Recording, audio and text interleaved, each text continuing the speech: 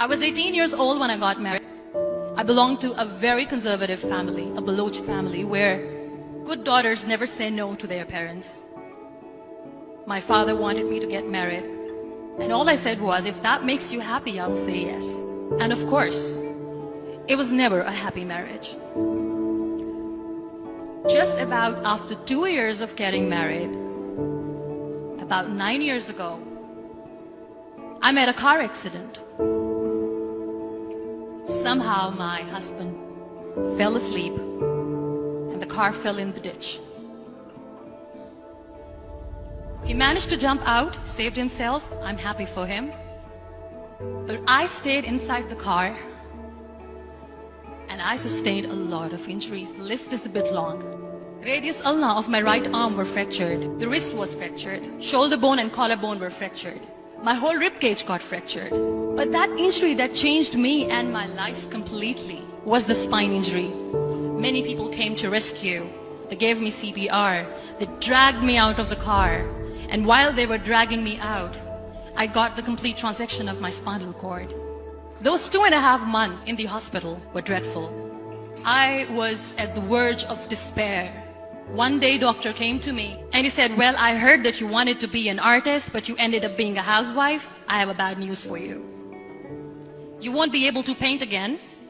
Next day, doctor came to me and said, your spine injury is so bad, you won't be able to walk again. I took a deep breath and I said, it's all right.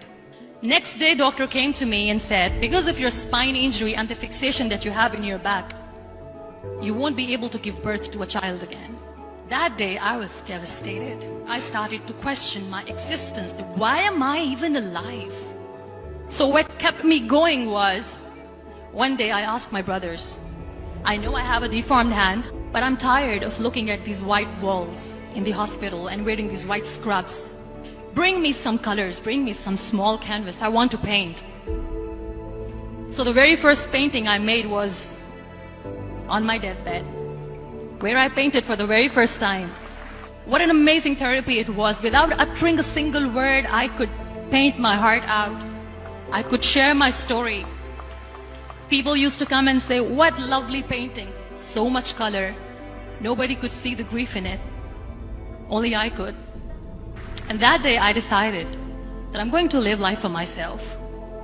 I am not going to be that perfect person for someone. I am just going to take this moment and I will make it perfect for myself. That I'm going to fight my fears.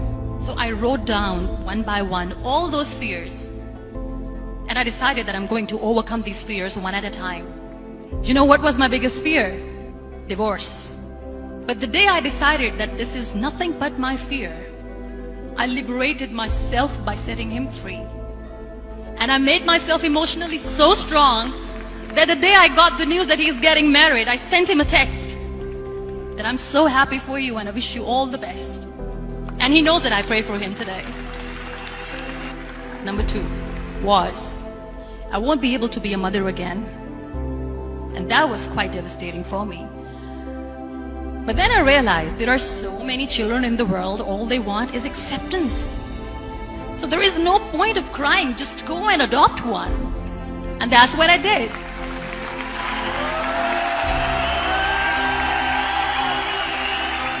I gave my name in different organizations, different orphanages, and I waited patiently. 2 years later, I got this call from a very small city in Pakistan. I got a call and they said, are you Muniba Mazari? There is a baby boy and would you like to adopt? I could literally feel the labor pain. I said, yes, yes, I am going to adopt him. I am coming to take him home. And that day, Niall was 2 days old, and today he's 6. You know, when you end up being on the wheelchair, what's the most painful thing? People think that they will not be accepted by the people because we, in the world of perfect people, are imperfects. So I decided to appear more in public. I started to paint. I have done a lot of modeling campaigns. I decided that I'm going to join the national TV of Pakistan as an anchor person. I became the National Goodwill Ambassador for UN Women Pakistan, and now I speak for the rights of women, children. I was featured in BBC 100 Women for 2015. I'm one of the Forbes 30 under 30 for 2016. So when you accept yourself the way you are, the world recognizes you. It all starts from within. We have this amazing fantasy about life. This is how things should work. This is my plan. It should go as per my plan. If that doesn't happen, we give up. I never wanted to be on the wheelchair. Never thought of being on the wheelchair. This life is a test and a trial, and tests are never supposed to be easy. So when you're expecting ease from life, and life gives you lemons, then you make the lemonade, and then do not blame life for that. It is okay to be scared. It is okay to cry. Everything is okay, but giving up should not be an option. They always say that failure is not an option. Failure should be an option, because when you fail, you get up, and then you fail, and then you get up, and that keeps you going. Embrace each and every breath that you are taking. Celebrate your life. Live it. Don't die before your death. Real happiness lies in gratitude. So be grateful, be alive, and live every moment.